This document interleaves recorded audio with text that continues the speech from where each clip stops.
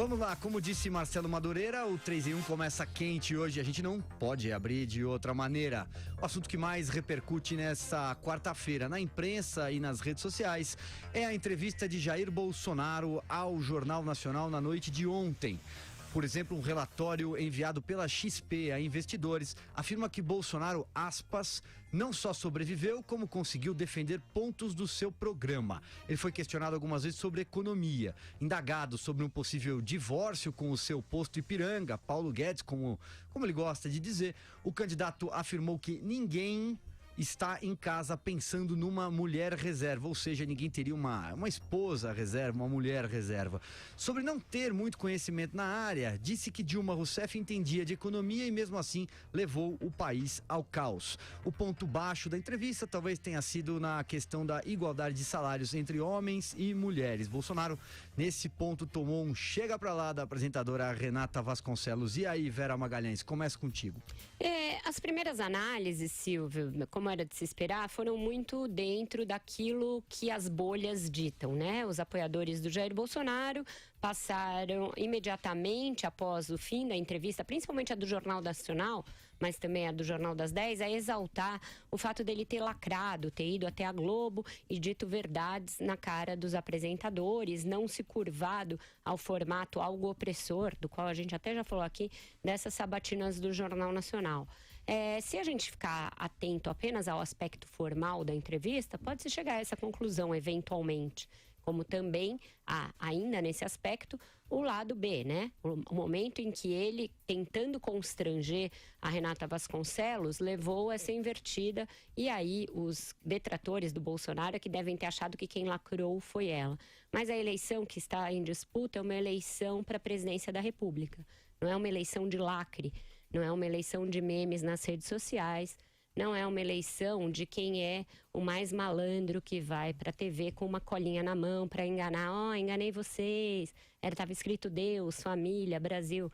É uma eleição que vai exigir daquele que vencer um grande poder de negociação, de flexibilização e principalmente de espírito democrático.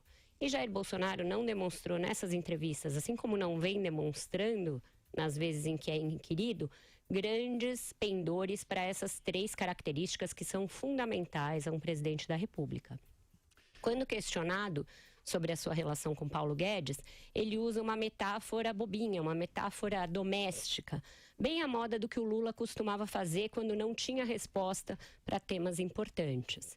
Quando questionado sobre a igualdade salarial de gêneros, que eu concordo com ele, não é um tema que deva ser objeto de uma ação do presidente da República, porém exige um posicionamento de um presidente da República de que não é aceitável numa sociedade igualitária, ele tergiversa, ele é irônico e ele demonstra que acha sim, como disse sim na Luciana Gimenez, que mulheres não devem ganhar o mesmo que homens, uma vez que engravidam e etc. Porque ao questionar de uma maneira bastante desrespeitosa a apresentadora Renata Vasconcelos sobre se ela ganha o mesmo que o William Bonner, numa tentativa de constrangê-la injustificada, porque ela é uma jornalista cumprindo ali o seu trabalho e que recebe de uma empresa que é uma empresa privada, ele ignora o fato de que ela é subordinada hierárquica do William Bonner. Ele é o chefe do Jornal Nacional. Então ele faz uma falsa lacração para cima de uma mulher de uma maneira desrespeitosa e que demonstra que ele acha assim que no fundo o William Bonner deve ganhar mais que a Renata Vasconcelos. Olha só como é natural, Renata, uma vez que o William provavelmente ganha mais do que você. Isso, ele tenta confrontar a Globo, mas ele confronta uma mulher. E isso foi muito mal visto entre as mulheres. Uma vez decantada a entrevista, o mal-estar entre as mulheres é muito grande. Tem textos aí de mulheres de vários lados do espectro político criticando essa postura do deputado Jair Bolsonaro. Então, eu fico aqui, nessa minha primeira intervenção, nesse aspecto específico. Eu acho que se Bolsonaro precisava se aproximar das mulheres para reduzir o fosso que existe, o seu eleitorado é 3/4 masculino. Isso é importante porque mulher, atenção, e isso é importante para os seguidores do deputado Jair Bolsonaro que parecem não perceber, mulher não é minoria.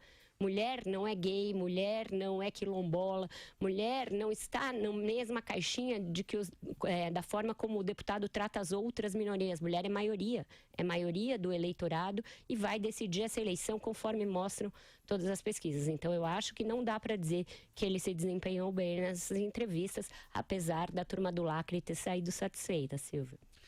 Carlos Andreasa, qual que é a sua leitura, sua avaliação dos 27 minutos de Bolsonaro na Globo? Rapaz, Silvio Navarro, a entrevista do Bolsonaro não acaba. Esse é um dos problemas, uma das características das participações de Bolsonaro em entrevistas. Nunca acaba. É caótica, e eu falo como conjunto, porque eu também incluo nessa minha primeira intervenção os entrevistadores, que são profissionais de altíssimo nível.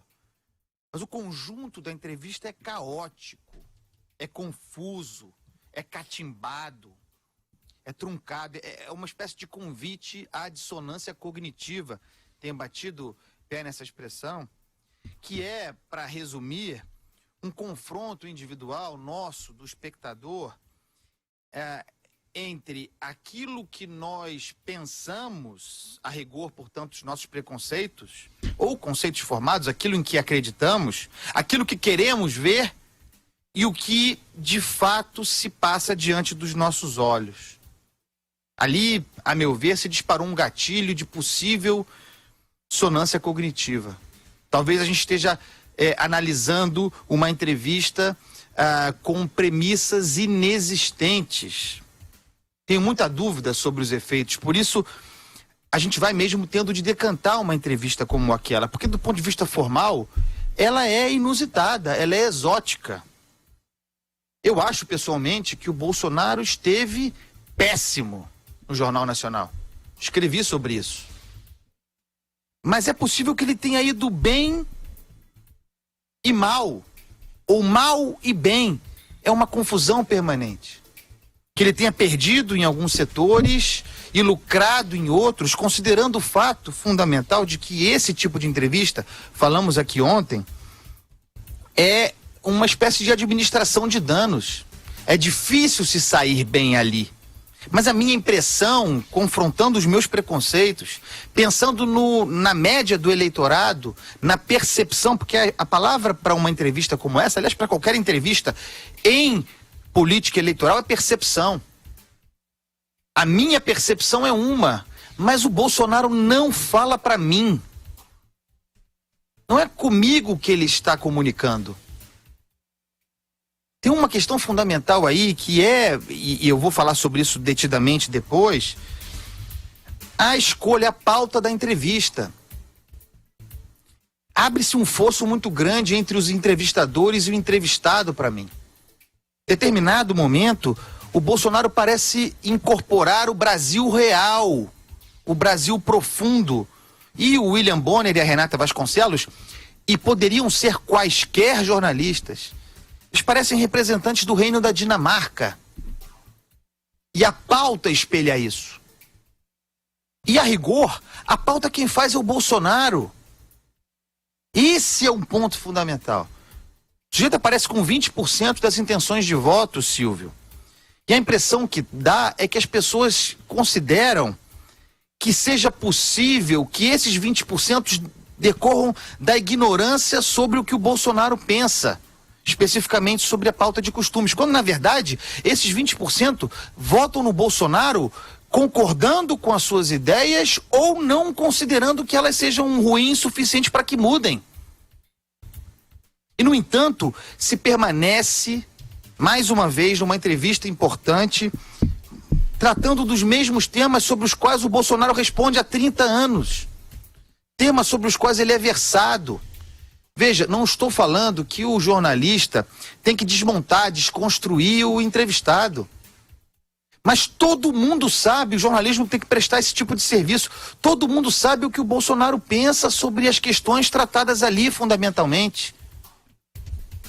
Mas o que ele pensa sobre as outras coisas? Ah, mas ele falou na Globo News, a audiência é outra. Era oportunidade, mais uma oportunidade perdida, do Bolsonaro falar especificamente sobre economia, sobre projetos, insistir nesse aspecto. Saneamento básico, insistir nesse aspecto. Mortalidade infantil, insistir nesse aspecto. Educação, insistir nesse aspecto. Forçá-lo a apresentar suas ideias dele próprias sobre esse assunto. Mas não. Ditadura, homofobia, arma na mão do cidadão, polícia que mata 10, 20, 30. Não dá. Sigo com você, Marcelo Madureira, vai daí. Eu gostei muito da análise do Andreasa, talvez se eu conseguir tentar aprofundá-la, né? O objetivo dessa sabatina é mais do que louvável. É você colocar 25 minutos do Jornal Nacional, o camarada, praticamente sem ter possibilidade de ter uma outra ideia, uma contradita, né? E expor lá o seu pensamento. Mas eu acho que, infelizmente, o tiro acaba saindo pela culatra. Não se consegue muito isso, talvez. Um aspecto que me passa, não é isso exclusividade dos âncoras do Jornal Nacional, não. Dos jornalistas de televisão me tem passado isso de uma certa forma.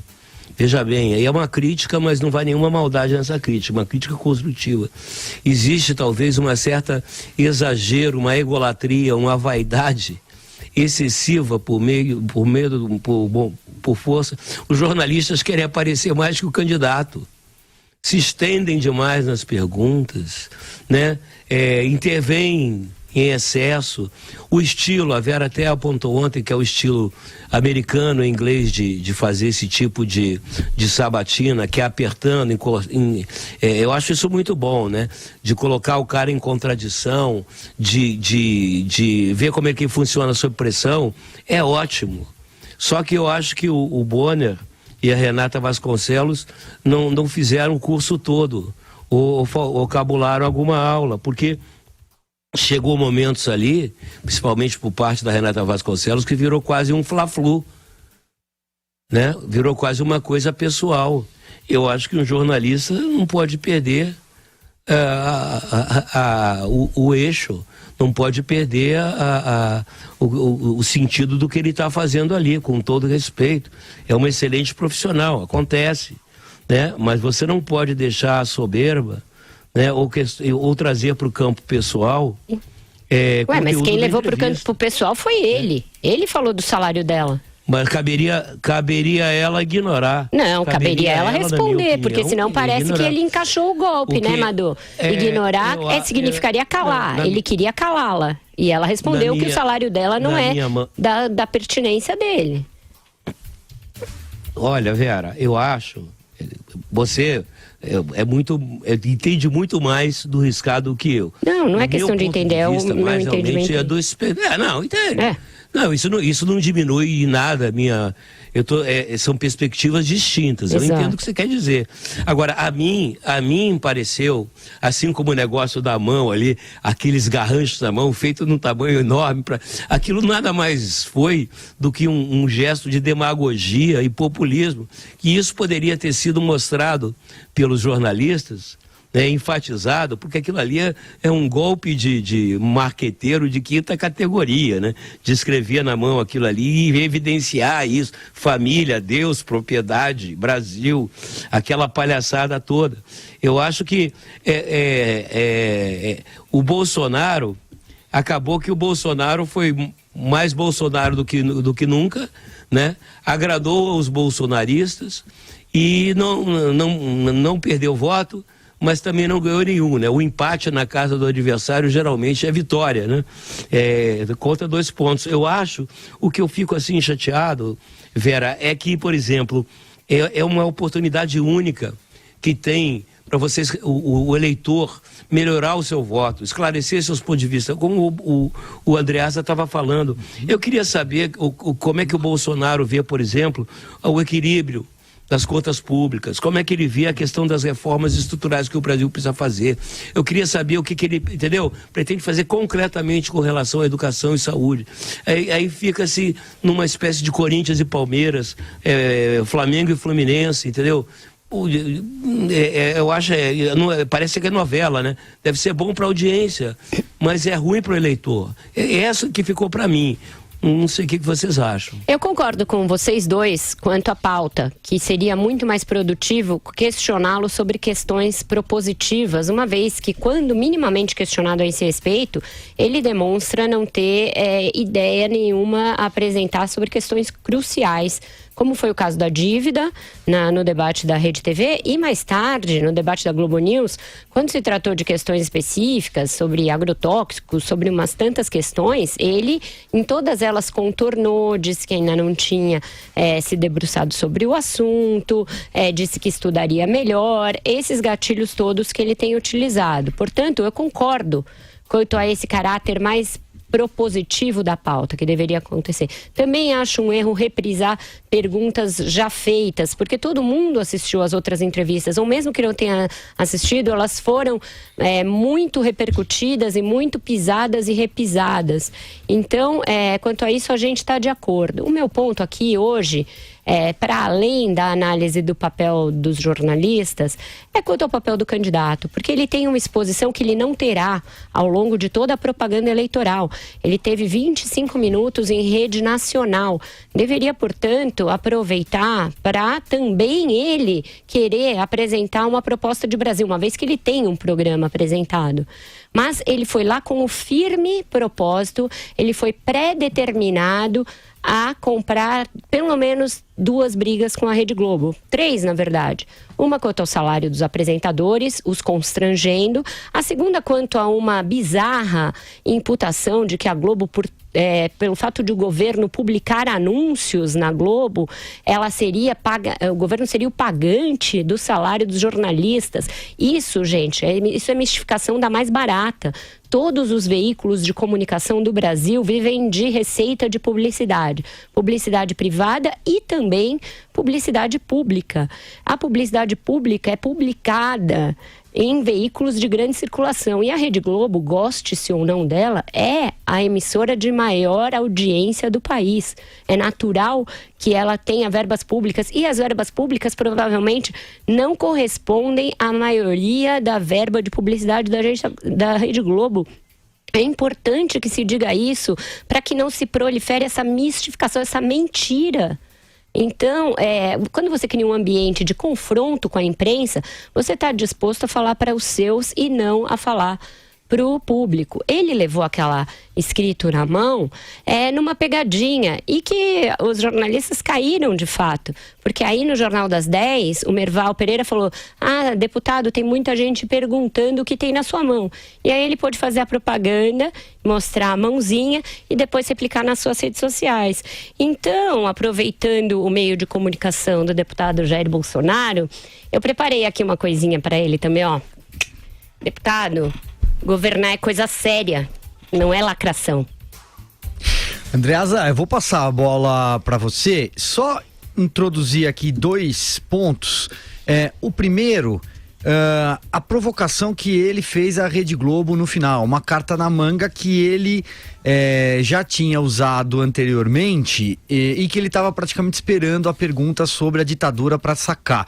A outra, a questão da homofobia, você agora há pouco falou sobre os temas, a forma como eles foram abordados, alguns favoráveis ao próprio Bolsonaro, que é a questão do livro lá, o livro já Aparelho Sexual e Companhia, editado pela Companhia das Letras, que nunca chegou às escolas pelo Ministério da Educação, mas que o Bolsonaro insistiu na frase dele lá: o pai que tem um filho na sala agora, tira o filho da sala para ele não ver isso, se bem que isso está nas escolas públicas e tal. Hoje isso continuou repercutindo, ele disse durante uma agenda que o MEC está mentindo. Segue você, Andreasa. Silvio, o ponto fundamental de entrevista do Bolsonaro, e a gente precisa exigir isso. Eu gostaria de entrevistar o Bolsonaro. Se ele tivesse um tempo, dá uma chance da gente sentar e eu entrevistá-lo numa boa. Não é debate, não estou desafiando. Gostaria de ter a chance de entrevistá-lo. Tenho muita coisa a perguntar. Eu faço uma só promessa ao Bolsonaro. Vou tratá-lo como um candidato normal. Candidato normal, como todos os outros. É isso que falta. Porque ontem, no final das contas, foram dadas as condições, e insisto, não estou fazendo crítica a colega, são profissionais de altíssimo nível. Bonner, um baita editor, Renata, uma baita editora, excelentes textos, não tem nenhuma crítica de ordem pessoal aqui. Mas ontem o Bolsonaro pautou o debate, mais uma vez, facilitado pela entrevista, e jogou na sua zona de conforto, Silvio. E o candidato pode jogar na sua zona de conforto. Pode ser estratégia dele. Num ambiente hostil, que ele considera hostil, na defensiva, falar diretamente para os seus, tentar solidificar o seu eleitor. Talvez ele não tenha avaliado, junto com seus assistentes, que fosse possível ampliar o público ali, embora a Vera tenha razão, era possível. Especificamente com o público feminino, com o qual talvez ele tenha, nesse ponto específico, perdido alguma coisa. Mas o jornalismo não pode permitir que o cara fique na zona de conforto. E a zona de conforto do Bolsonaro é essa pauta excepcional. Tirá-lo da zona de conforto é apresentar-lhe uma pauta convencional, ordinária, mesma dos outros. Ontem, Silvio, a gente pode dividir a entrevista em 7 partes. Foram 7 eixos apresentados. Uma primeira parte política, uma segunda parte econômica, uma terceira essa relativa à desigualdade de gênero, especificamente de ordem salarial, a quarta, emprego, direitos trabalhistas, a quinta, homofobia, a sexta, segurança pública e violência, e a sétima, essa parte da democracia e ditadura. Vejam, das 7 partes, 4 foram pautas de zona de conforto para o Bolsonaro. As 3 últimas em sequência, zona de conforto para o Bolsonaro. No caso da democracia versus ditadura, a única novidade na resposta do Bolsonaro, mostrando como o cara se prepara para isso, espera isso. A única novidade, porque ele responde a essas questões faz 30 anos, foi que ele aprendeu de cor o editorial do Roberto Marinho. E apresentou lá mais uma vez. Todo mundo sabia que isso ia acontecer. Perdemos o áudio do Andreasa? Não, acho que ele parou mesmo. Finalizou por aí? Então tá bom. Eu fiz uma parada dramática, Silvio. Uma parada dramática. Eu só queria pontuar sobre as questões, porque eu acho legal o Andreasa ter feito essa divisão de blocos, e aí eu já passo por uma Madu, porque mesmo nessas questões, aquelas que são da sua zona de conforto, eu não reputo que ele tenha se saído especialmente bem. O Silvio mesmo disse, o livro que ele apontou não foi adotado pelo MEC, portanto isso caiu na checagem. A questão da PEC das mulheres, da PEC do trabalho doméstico, acho que ficou muito mal respondida por ele, denota de novo dificuldade dele na defesa de direitos trabalhistas, direitos concernentes às mulheres, etc, que é um calcanhar de Aquiles e não zona de conforto, a meu ver, para ele. E também nos outros casos, ele responde de uma maneira que não sei se cai tão bem, mesmo junto ao seu eleitorado. O que eu vejo hoje, no dia seguinte, em pesquisas qualitativas a que eu tive acesso, é que quem era indeciso, assim permaneceu, e no eleitorado feminino, quem era indeciso acabou pendendo contra ele, porque viu ali uma pauta anti-direitos femininos. Falaram que não deu para ver a minha coisa, então deixa eu mostrar a minha cola aqui. Tá escrita do Bolsonaro, eu escrevi que governar é uma coisa séria. Eu acho que a gente quer ver mais propostas e menos confronto.